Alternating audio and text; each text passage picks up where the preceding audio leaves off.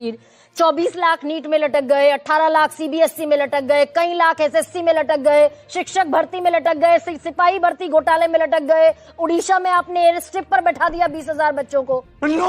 अभिनय भाई, बख्शने का मूड तो है नहीं किसी का सरकार का। सरकार ने कानून बना दिया। बताता हूँ। मैं पहले तो प्रोफेसर महेश वर्मा जी को एक बात बताऊंगा और सारे बीजेपी वालों को भी कि क्या कि कांग्रेस की नाकामी और भ्रष्टाचार से परेशान होकर देश ने आपको चुना था। यस, लोगों को लगा था कि आप साहब पेपर लीक कर दोगे। प्रधानमंत्री कहते थे कि पेपर लीक उद्योग चल रहा है, प्रधानमंत्री कहते थे कि महंगाई का एम कोई बोलने को तैयार नहीं है। तब हम आपको लेके आए थे। तो आप अब ये कहना बंद करिए कि पहले क्या होता था। नहीं बेटा, ये ठीक नहीं है। बात होगी 2014 के बाद की। अभी प्रोफेसर साहब थे एनसीईआरटी के डायरेक्टर, उन्होंने खुद कहा कि सीबीएसई हुआ करती थी। बात तो सही है। यानी आपने उस सीबीएसई को आज खोखला बना दिया, जिस सीबीएसई पे सवाल उठ रहे हैं। ये शर्म करो, शर्म। आप 12th क्लास के बच्चे के भविष्य से खेल रहे हो। आप कहते हो हमें विश्वगुरु और विकसित भारत बनाना है। आप बना दोगे? नहीं।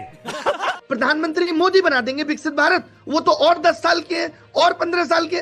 इस सज्जन को क्या तकलीफ है भाई? बनाएगा तो ये युवा जिसकी मार्कशीट से आप खेल रहे हो। ये कैसे अभिनय? एक प्रधानमंत्री आपने कहा परीक्षा पे चर्चा करते हैं, कौन करता था? तो परीक्षा लीक पे चर्चा कौन करेगा? हमको नहीं पता।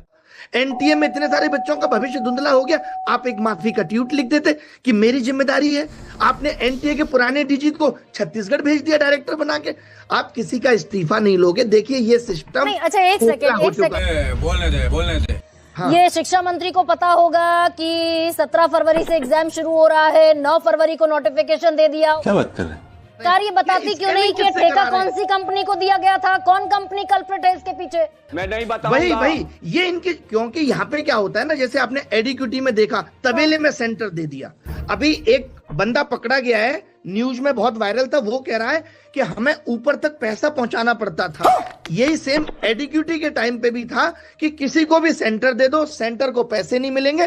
सेंटर लेने के लिए उल्टा सेंटर पैसे दे रहा है ताकि वो 10 बच्चों का सिस्टम हाईजैक करके उनसे पैसा भी कमा सके और ऊपर भी दे सके। अरे देवा!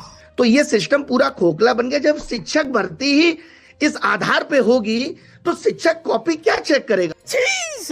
आपने नहीं देखा कितनी शिक्षक भर्तियों में घोटाला हो रहा है? और ये कह रहे हैं कि जी न्याय मांगने चले जाओ। अरे न्याय मांगने के लिए प्रूफ तो हमें आपसे ही चाहिए। अच्छा, कि क्या बात है सर, क्या बात है सर, क्या बात, ये बात है।